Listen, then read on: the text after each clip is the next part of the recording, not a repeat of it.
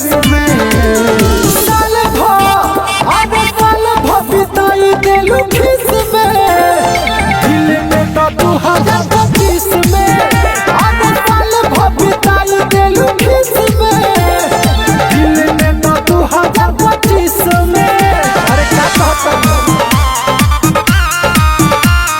DJ Neeraj बाबू पहाड़पुर गद्यानी।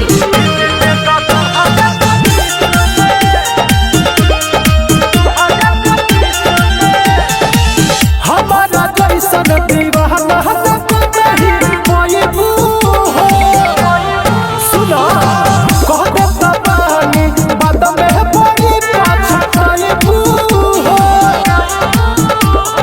नया साल में नया कोनो काज कर हो खुला खुली प्यार के आगाज कर हो और सुना देरी नहीं करई जवनिया धन जाइए जनतीस में साल भर बिताई देलू खीस में दिल में तो 2025 में साल भर बिताई देलू खीस में दिल में तो 2025 में।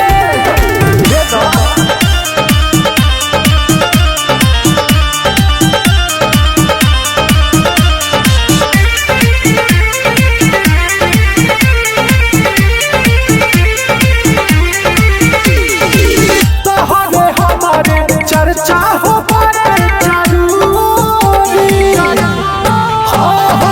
दिलवा लगा लो दीपक दीवाना से ये गोरी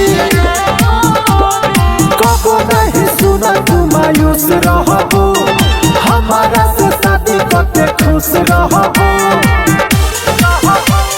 झुमा मांगनी हनिए गोरी यही से बारू अभी लेटिस में साल भर बिताई देलू खीस में दिल में तो 2025 में साल भर बिताई देलू खीस में दिल में तो 2025 में।